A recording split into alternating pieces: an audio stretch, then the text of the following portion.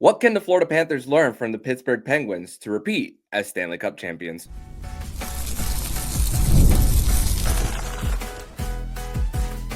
You're Locked On Panthers, your daily podcast on the Florida Panthers. Part of the Locked On Podcast Network, your team every day. And welcome into this crossover edition of the Locked On Florida Panthers podcast and Locked On Penguins. We are part of the Locked On Podcast Network. We are your team every day. Thank you for making Locked On Panthers and Locked On Penguins your first listen of the day. Today's episode is brought to you by FanDuel. You can start the season with a big return on FanDuel. New customers can place $5 bet and you'll get started with $150 in bonus bets if you win your first $5 bet. Visit FanDuel.com to get started. On today's edition of the show, once again, it's a crossover edition where we are going to discuss a little bit about tonight's game between the Florida Panthers and the Pittsburgh Penguins, where both teams are coming in on a 3-game winning streak. Had a little bit of a rough patch in November where Panthers lost 6 of 7. The Pittsburgh Penguins had a 6-game losing streak and a 3-game losing streak, but both are coming in with 3-game winning streaks here. And here to discuss this are the two co-hosts of Locked On Penguins, Hunter Hodies and Patrick Damp. Guys, great to be connecting with you guys. Yeah, thank you. Yeah, it's going to be a lot of fun. Two teams that have won some championships in recent memory. So we've got some shared history, I'd say. Yeah, a lot of shared history, a lot of trade history too, with back even going back to like 2003 with Marc-Andre Fleury and trading back for that, where the Panthers got Nathan Horton. The Panthers traded Nick Bjugstad and Jared McCann. That created the cap space for Sergei Bobrovsky to sign him, and then the big trade, that the identity change for Patrick Hornquist for the Florida Panthers. That event that really created that toughness for the Cats there at the start of the Bill Zito era for them. But I want to let's discuss more, first of all, of everything with the Pittsburgh Penguins and everything that's going on with them and just their retool, rebuild, question mark on everything that's going on there. It's a second season for Kyle Dubas in the front office for the Penguins after Jim Rutherford and Patrick Allvin went to Vancouver, and then they had the Ron Hextall era in between all that. But with everything there, how do you evaluate this Pittsburgh Penguins team on just how they're trying to keep building with the Crosbys, Malkin, and Letangs? Because it feels like it feels, at least from someone who doesn't watch this team on the daily, it feels like it was mixed messaging on going for it versus trying to rebuild. I think they're trying to do a little bit of both. I mean, Pat and I have talked about it a lot on our show. They're kind of a year behind what the Washington Capitals have been doing, and you see where the Capitals are this year. They're one of the best teams in the conference, and at least right now, even without Ovechkin, they're looking like a contender, even though I would still take at least a couple of teams in the East over them in a 7-game series. For example, I would take the Panthers to beat them. I would probably take the Hurricanes to beat them. Some other teams we would have to see, but the Capitals, I think right now, are at worst the third best team in the conference. But the Penguins, they're trying to do this thing on the fly and not have this situation turn into a Anaheim or Detroit type situation where you're just bad for a while and you're not able to take that next step. I mean, I wouldn't say Detroit is, really bad right now. They just can't take that next step. Anaheim, they've just been bad for a while. And once that, I guess, that suckness in quotation marks really kicks in, it just takes a while to get rid of it. So I think Kyle Dubas is really trying to avoid that. They're going after every young player that they can at this point. They just got Philip Tomasino last week. He's played really well for this team. He got a couple of goals. He's, in my opinion, already one of the smartest players on this team. You've seen the interest in someone like Niels Höglander, who I think makes a lot of sense. There's someone maybe like Trevor Zegras down the road who I think they could be in on. Just younger players that need a fresh start. Every time that situation comes up, the Penguins are probably going to be interested. They were in on David Jiricek before he went to the Wild, but you saw that asking price. The Penguins were never going to pay that just because they're not in a position to do it. If they were in win now, like the Panthers, obviously who just won the Cup and they're trying to go again this year, I think the Penguins would pay that price every day of the week. But with how they're trying to stockpile picks, get more younger players in the lineup, they just aren't in a position to do that. So this is still very much a retool / rebuild on the fly. And they've already kind of come out and said that. Dubas even said during his first presser, we know that really no one's picking us to do anything. We understand that. And you look at how he speaks even after that with the moves he's making, the picks that he's acquiring. He knows that this team is not a contender and that he's trying to set up this team for future success. Yeah, one of the biggest things, and I've been saying this on the show for us, for Hunter and I on Locked On Penguins, is Hunter hinted at this early on in his answer. They're trying to emulate a little bit what the Washington Capitals did, and that gets oversimplified by so many people because Hunter and I, we have had our debates and discussions over head coach Mike Sullivan. And then people will look at the Washington Capitals and say, oh, look, they got rid of a couple coaches and look what happened. Well, that only scratches the surface. The Capitals basically did this thing where they held on to their big guys, Ovechkin, Backstrom, Oshie. Now, the latter two are probably never going to play hockey again, which is a shame because how great of a career both of them have had. But that helps with their flexibility. At the same time, they moved on from a lot of pieces that helped them win a Stanley Cup in 2018.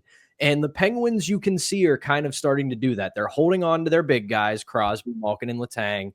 And everybody else is either on a short deal or they're going to get dealt. And they're going to stockpile young players and see who works out. Granted, most of them probably won't, because that's just the nature of the beast, but you get as many of them as you can, see who works out, see who will be a contributor, and keep them around for at least the medium term and see if they'll be a contributor.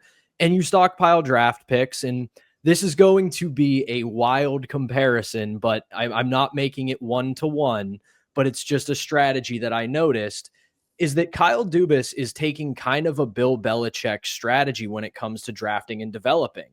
If you remember when the New England Patriots were great, they would make these weird trades in and around the draft where they'd trade a second round pick and get a couple third round picks, a couple fourth round picks. Kyle Dubas does the same thing where he goes, I'd rather have 2 or 3 guys who might make it than put all my eggs in the basket of one draft pick. And if they bust, I'm out of luck.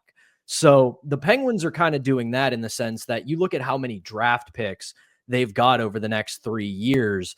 They're trying to do that similar strategy where they're going to have a bunch of young players in their system. And yeah, hope's not a strategy, but I would rather have 15 to 20 young players in the system and 3, 4, 5 of them work out than 10 to 12 and then only 1 or 2 of them work out. And then you have to fill that out with a bunch of over expensive signings. You have to leverage a bunch of the future to get these people in trades. So it might not work out. It might be a little too late, but where this team is and how good that their core 3 still can play, I would take this strategy over just burning it all to the ground. Yeah, and then you can see how long it takes to get back up. I mean, Buffalo's trying to do it twice with two rebuilds in the last few years. Ottawa's still trying to get to break the door open. And I'm saying with the Pittsburgh Penguins, 10 picks this year, 9 picks next year, 9 picks the year after. And you could compare Sidney Crosby to Tom Brady of taking less money to make the team around him better and taking risk on young guys like you mentioned, Phil Tomasino, who I watched that Black Friday game between the Bruins and the Penguins just a few days ago, where he got his first as a Penguin, but also going for it in taking a younger guy who for like a Rugger McGorty in a trade for him for Braden Yeager, from what I saw.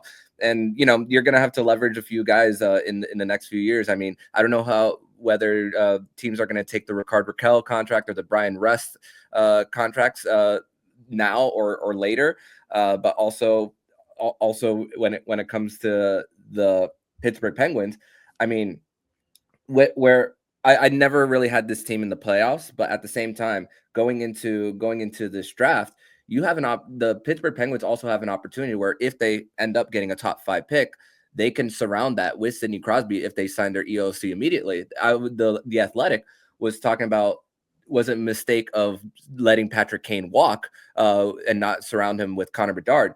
Because those 3 are still under contract, there's a chance for an opportunity for a guy like James Higgins to be part of the mix for the Pittsburgh Penguins if he so happens to fall to the Pittsburgh Penguins and they happen to win the lottery. Yeah, I mean, It's always, fun to think about that. And I know everyone's going to get mad if the Penguins do win the lottery this year, just because they're at the end of the window here. Then even obviously next year with McKenna, he'll be ready in 2026, which is going to be a lot of fun. So I know the whole hockey world will go crazy if that happened as well. But yeah, I mean, even though they're on this 3-game winning streak right now, there's still, I think Pat would agree with this, that there's a decently good chance that they will have a lottery pick this year, just considering how before this 3-game winning streak, they were playing legitimately awful hockey. I mean, it was pretty hard to watch on a nightly basis with so many fundamentals that were missing. But this past week, a lot of those fundamentals returned. They were playing good defense in their own zone, or at least a lot better compared to what they were doing for a lot of their other games this season. They were getting the depth scoring. The Stars were really good. And I think biggest thing of all, the goaltending was finally very good this past week. Nedeljkovic was great in this game. And even though he did not have that good of a month of November, he was still very good against the Flames to at least end the month. And then you had Tristan Jarry had a couple of really nice starts this past week, was at least encouraging, even though he has had a pretty rotten start to the season. So it was nice seeing all of that come together, though we're just still skeptical that that's going to happen for the next several weeks, considering that we have a whole swath of other games to look at that, again, this could very well be a mirage. Yeah, and this week we talked about it on our show yesterday. This week is a huge test for the Penguins to see if this 3-game win streak is something real or if it's just mirage, because we know how good your Florida Panthers are. I said it on our show.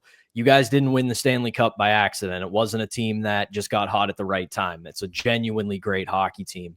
And then you have a rivalry game with the New York Rangers. And then you've got the Toronto Maple Leafs, who are starting to figure it out as well. And then Colorado a week later, or about a week from today. Yeah. And we're going to find out, has this team figured it out, and can they turn a corner? Or, to do the great press conference NFL quote, are they who we thought they were? Mm-hmm.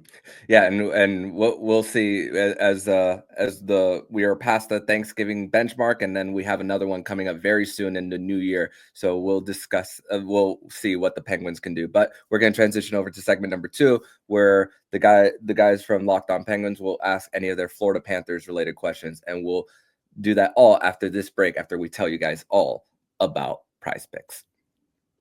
Prize Picks is the best place to get real money sports action. With over 10 million members and billions of dollars in awarded winnings, Prize Picks has made daily fantasy sports accessible to all. You just pick more or less on at least 2 players for a shot to win up to 100 times your cash.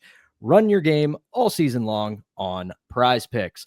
Prize Picks is the best way to get in on the action in over 30 states, including California, Florida, Pennsylvania, Georgia, Texas, and so many more. And sign up today. You'll get $50 instantly when you play $5. You don't even need to win to get that $50 bonus. It's guaranteed. If you think players like Connor McDavid will get more than 0.5 goals this week, with Austin Matthews being back, if you think he's going to beat his projections, you just cook up those hot takes with your friends and win real money this hockey season when you and your crew run your game on Prize Picks. Locked On Panthers listeners may not know this, but I know Locked On Penguins listeners do. I'm terrible at season-long fantasy, genuinely bad at it, but Prize Picks, when I can go day to day and just pick certain players, just call me Russell Wilson, because I'm in the kitchen and I'm cooking. So download the app today and use code LOCKEDONNHL to get $50 instantly after you play your first $5 lineup. Again, download the app, use our code LOCKEDONNHL. You'll get that $50 bonus after you play your first $5 lineup. Prize Picks, run your game.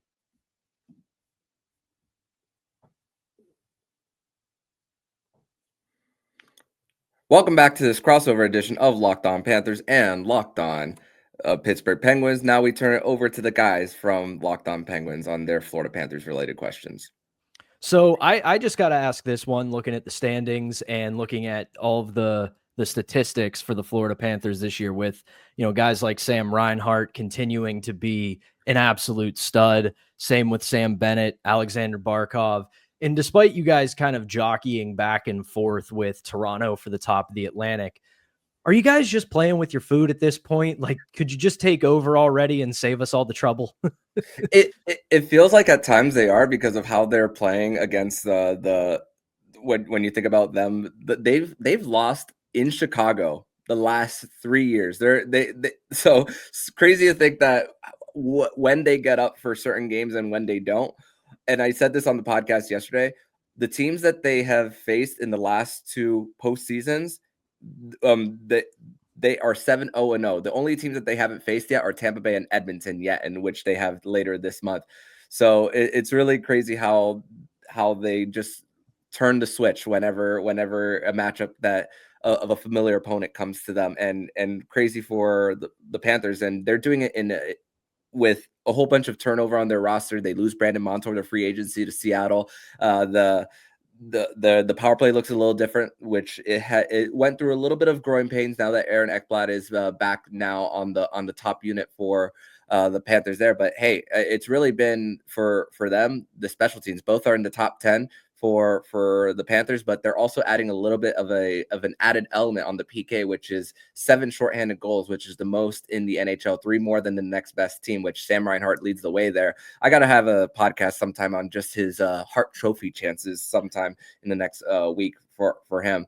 But it really comes down to how the Panthers have been able to manage without Barkov and Tkachuk even before they went on their Finland trip for them, which that was in the middle of a 7-game winning streak for them. And Tomas Nosek came back to the mix. There was a point where Uvis Belinskas had to play forward because Jonah Gadjevich had back spasms that he wasn't able to come back from. So it's been a little bit of a different story this season for the Panthers. But the big picture is always to get healthy when they get to the postseason. Right. That's always the biggest thing I know for at least every team that wants to win the cup. But for this matchup, Armando, it looks like Sergei Bobrovsky will not be playing in this one, if that's correct. I believe you said he had a child this week, which is awesome for him. And that would open the door for Spencer Knight to start. I just want to say I am super glad that he's back in the NHL and that he is doing really well. And it looks like this year, when you compare at least some of the stats, 911 save percentage for Spencer Knight, 890 for Bobrovsky, 2.31 goals against average for Spencer Knight, 3.04 for Bobrovsky. What's working for Spencer Knight this year now that he's back in the league? Yeah, first of all, before I get to Spencer Knight, I want to say congratulations to Sergei Bobrovsky on bringing another child into the world. He definitely had a little bit of an up when he had his previous child back in late 2021. I used the hashtag DadBob for him at the time. So great to be able to use that once again, and hopefully he gets a personal boost. But also with the transaction, which Mackie Semiskevich is the only player who's waiver exempt for the Panthers. He's been sent down, but he won't play a single game in Charlotte. It's just a paper transaction, so he won't be playing tonight for the Panthers. But they need a backup goaltender, so Chris Drieger is part of the mix for tonight as the backup goaltender, more than likely. But Spencer Knight, he's not all over the place in his own net for him, and he's just really patient in his crease. So that really what it comes down to, and just he doesn't get so down after giving up a goal. His answers are there's a little bit more of a maturity there for what his answers were now versus what they were a few years ago when he was first entering the league. Because, I mean, he started 4-0-0 in the 4 games that he had come after signing his ELC out of Boston College, and then had a little bit of a dip. I mean, that's goaltending development for you. And then obviously the player's assistance stint that he was a part of last season 2 seasons ago for the Panthers. And just for him, just his ability to just recover, get a full season in the AHL for him, which paid so much dividends as the Panthers used that waiver exemption to their advantage there to still get him full seasoning, and really came down to just going back to the basics of developing in the farm for him. And even though the general manager who signed Sergei Bobrovsky and drafted Spencer Knight at the same time is no longer there in Dale Talon, it looks like to be the right move. Looking back at it now that it's been 5 years with both of them being part of the mix, bringing in a $10 million 2-time Vezina Trophy winner, getting a cup out of it, and also developing. I mean, that's the best of both worlds when it comes to trying to still contend for a long time. And crazy to think that was just the beginning of the Panthers just scratching the surface for becoming champions. Well, you guys know this now after winning last year. Hunter and I know this after 2016-17, that banners fly forever. So you kind of, after you get your win, you don't really worry about what comes next. So, and fans don't like to hear this one, but sometimes it takes more than a year or two for moves like that to come to fruition. Sometimes it's a longer process. figuring out the right way to utilize that talent or develop that talent. So it's good to see that worked out for Panthers fans. The one last thing I want to bring up is that you might not expect this, especially with the season that the Penguins have had to date. We talked about it in the first segment, looks more like a team that's going to be figuring out who they want to draft come this summer rather than how they could win the Stanley Cup, while the Panthers worry about how can we keep the Stanley Cup. But this could be a very exciting game tonight, because when it comes to these two teams, the Penguins, they are the second worst team in the National Hockey League for goals against per game at 3.7. And not far behind them are the Florida Panthers at 3.2 goals against per game. So if you don't like defense and you like offense, this might be your game to watch. So take the over. More just kind of similar to what I asked first. Is this just a team that's, hey, we're the defending champs, our goal is to get back to the playoffs. As long as we get there, we don't care how?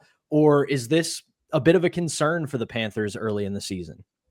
Well, sometimes the Paul Maurice has been a little bit more aggressive towards the end of games when it comes to pulling the goaltender for them and bringing on the extra attacker. I mean, it's just like going for on 4th and 3. Now coaches and front offices are using analytics more to go for those go for it in those situations. So that might inflate the goals against a little bit, but the Panthers thankfully Money Puck is a good resource for 5-on-5 goals. They're actually 20th in the NHL. Still not the best, still kind of in the bottom third of it.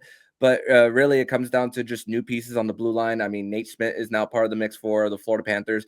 Uvis Balinskis is now is now getting a full season under his belt on the defense after coming over from Latvia. The Panthers also scouted him from when he was in the World Championships just a few years ago, and also found a little bit of that, and also was a big part of the beginning of the season last year when Montour and Ekblad missed the first 16 games of the year. So they saw him as a little bit of a piece to build through these next few years, even though I've been hard on him a few times. And they had to start Dmitry Kulikov in the second pair for the Panthers. And now they're starting to tinker with the D pairs now, putting Kulikov and Balinskis on the third, moving Nate Schmidt up with Mikkola. I still think that they need a top 4 D going into the trade deadline for them. But really, it really comes down to just the bill coming a little bit due with that part, because there was no way they were going to pay Montour almost $8 million for his contract. It's just and thankfully for them, cap's going up. The majority of Keith Yandle's buyout has been gone for the last 2 years, but it'll be completely off their books come this summer for them. So hey, it might be $1 million, but it's still big for not squeezing out so many players on the roster, because this year they've had to carry 22 out of a possible 23. So that's also helpful for the depth of the roster for them. But hey, it's just, once again, like we said, it's about being at your best come mid to late April and beyond. Right. No, I hear you. And I think for this game, again, my biggest key for the Penguins, Pat and I, we discussed this a little bit on Monday. They're going to be in for a rock fight all game long. The Panthers are, excuse my language here, they're a pain in the ass to play against. They play like rats on a nightly basis. And that's a compliment, Armando. Trust me. Like, I am giving them the biggest compliment in the world for that, because I compare it to like someone you play a video game against and they play a very ratty style and it really makes you mad. That is how the Florida Panthers play to a T. The Penguins did that a little bit during their 16 and 17 runs, where they had a guy like Patrick Hornquist just making everyone so mad when he was on the ice, that now you have double that with Tkachuk, with Sam Bennett, with a couple of these other guys. And the Penguins are going to have to be ready for that all game long. It was like that in the 3 meetings last year, especially the one in Pittsburgh where it went to a shootout, and it was an amazing game to watch. But you could tell the Penguins were definitely getting a bit frustrated by some of the stuff the Panthers were doing. But again, they have to be ready for that, because that is a big part of Florida's game.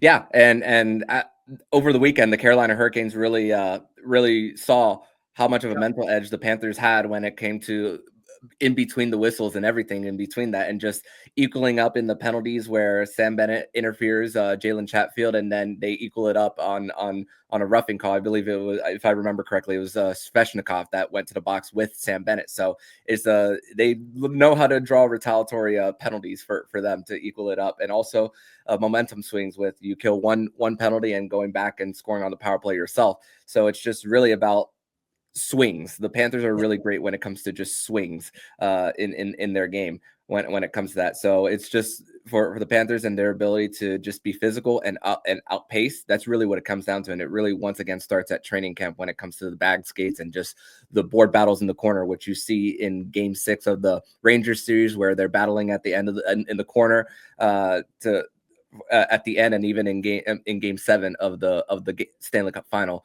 for them, and that puck wasn't going anywhere outside of that corner for them.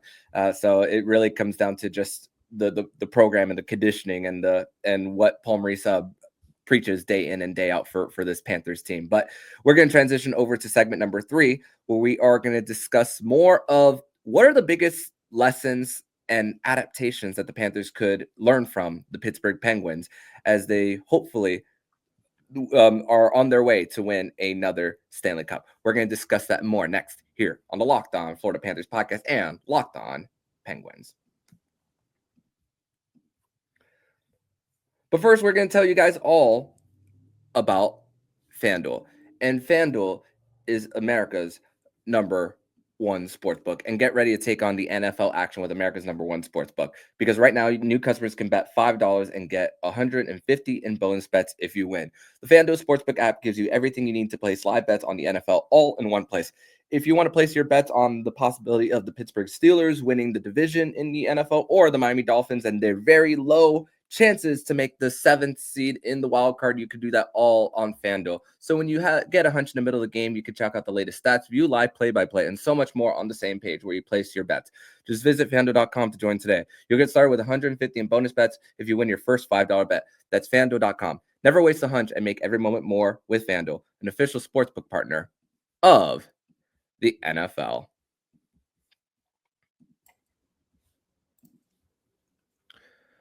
Third and final segment here on this crossover edition of the Locked On Florida Panthers podcast and Locked On Penguins. Thank you once again for making both of our podcasts your first listen of the day. So the Panthers looking to win back-to-back championships for the first time since the Tampa Bay Lightning did it, but even previously the Pittsburgh Penguins doing it in 2016, 2017. And for the Panthers, and I want to ask you guys, as two guys who witnessed this team win back-to-back, what do you think the biggest lesson is that the Panthers could take from the Pittsburgh Penguins as far as readjusting and their ability to get to even come back even stronger the very next season? What did the Pittsburgh Penguins do so well that the Panthers can learn from? And I have actually something that I want to say after you guys give your answer. So I want to give you guys the floor there.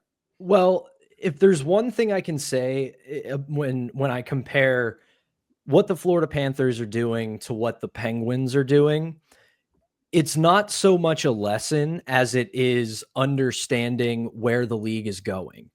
Hunter and our listeners they're going to smirk and laugh at this because, and again, excuse my language on this one, but I have been advocating for the Penguins to get more bastards on their team, guys who will make you pay a price. And we can kind of see, especially with your guys' Stanley Cup win and the way some of the top teams in the league right now operate. Yeah, they still put an emphasis on speed and skill and all the things you need to be a successful team, but they make it extremely hard for you to play against them. In the Florida Panthers, you guys are at the forefront of this right now. And like Hunter said, I mean that in the most complimentary way. When you look back at the Penguins' wins in 16-17, Jim Rutherford at the time, Mike Sullivan as head coach, understood that there was a bit of a vacuum in the NHL, that if you could be one of the fastest teams in the league, you could play the game at 1,000,000 miles an hour for 60-ish minutes, you were probably going to be successful. And the Penguins exploited that vacuum for those 2 years. They made teams chase them all night long. And that's really what led to their success, especially when you watch their 2016 run. They just skated circles around everybody.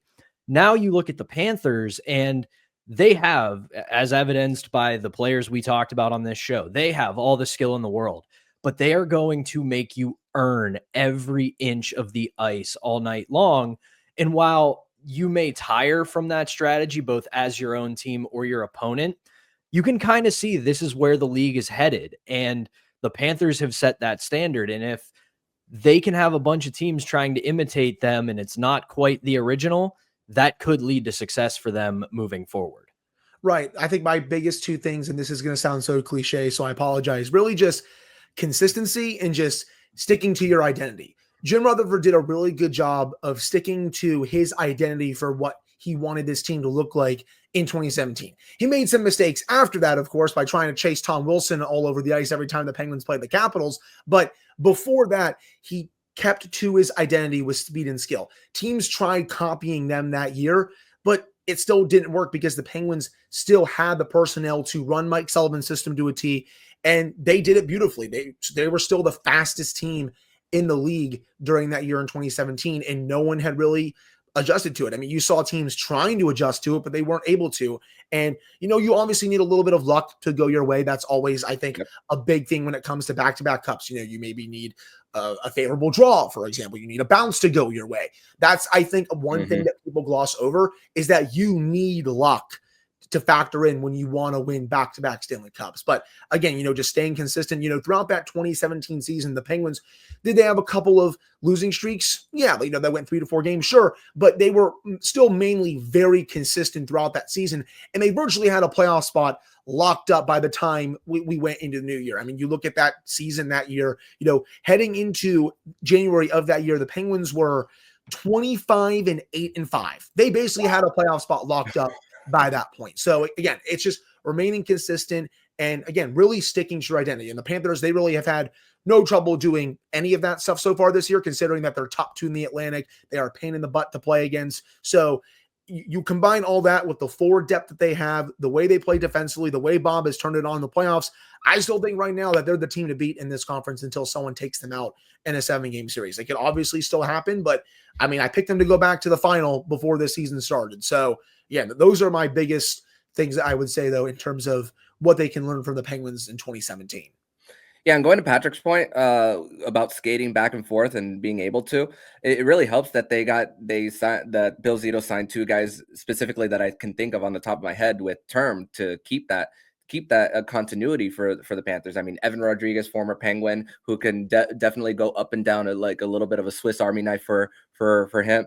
For the team, and also Nico Mikkola, a consistent part of that second pair for the Panthers, who they're also really, even though they take risk offensively with pinches and being up in the neutral zone before the puck gets deep, their long strides and their active sticks could really help them get back and also help with hopefully denying the high quality chances, even though it hasn't really been the best of it in the beginning of the season. But that's why you play this 82 game grind in order to get your game right. I mean, hey, the Panthers were out 9 points out of a playoff spot just in January of 2023, right before it came down to the last few games in the season. But also just the ability to get to have younger guys on cheap talent get into the mix. I mean, Jake Gensel, 2017, Jake Gensel exploded onto the scene for the Pittsburgh Penguins, and maybe that could be Mackie Samoskevich for the Florida Panthers. Although we mentioned earlier he won't be playing tonight due to the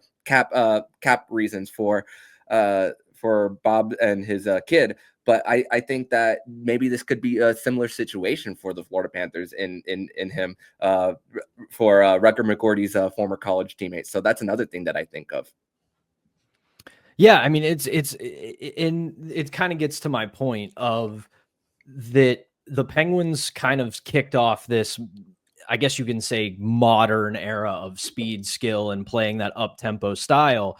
And Florida's put their own flavor on it with making you earn every win. Yeah. So it's really, like Hunter said, you need a lot of luck. You need those young guys to contribute, but you're playing a style that your franchise has perfected up to this point. And you put that all together, and I'm right there with Hunter. This is a team, in my estimation, that until someone knocks them off the perch, I am not going to declare them dead whatsoever. Yeah. So we'll see as time goes on, as the Florida Panthers are hoping to add to their winning streak right now at 4. Pittsburgh is hoping to add to theirs as well, as it's still there's the Pittsburgh Penguins, although chances are low, not dead yet, and still have a chance for them, even if it's small. But guys, I want to thank you guys so much for doing this crossover edition with me here on the Locked On Florida Panthers podcast, and tell everybody where they can follow you guys and your show online. Our show's available everywhere you get your podcast, just like Locked On Panthers. I'm at pretty much every social media site you can think of at synonym for wet. I'll let everybody figure out what that fun name means. And Hunter, let everybody know where else we can be. Yeah, you can follow me on Twitter at Hunter Hodies, all the other social media platforms as well. At Hunter Hodies. And then the show's Twitter is at LO_Penguins. You can find the show wherever you get your podcasts. Again, Apple, Spotify, YouTube, Amazon Music, SiriusXM, etc. And the Penguins followers can follow me at Monoman12 on X. They can follow the show account at LO_FLA Panthers on X and Instagram, and LOFLA Panthers on Blue Sky, and also Locked On Panthers anywhere you listen to podcasts and on YouTube. So guys, thank you so much. And this was a lot of fun. Yeah, absolute blast. Yes, thank you. And if you like what you're hearing, please subscribe to the podcast to be notified every single time the Locked On Florida Panthers podcast jumps into your podcast feed. Don't forget to also subscribe to the other shows on the Locked On NHL Network, including Locked On NHL, Locked On Fantasy Hockey, Flip Livingstone and Stu Roden, and Locked On NHL Prospects. Thank you once again for making the Locked On Florida Panthers podcast your first listen of the day. So I'm Armando Velez, signing off. And you've been listening to Locked On Florida Panthers podcast, part of the Locked On Podcast Network, where it's your team every day.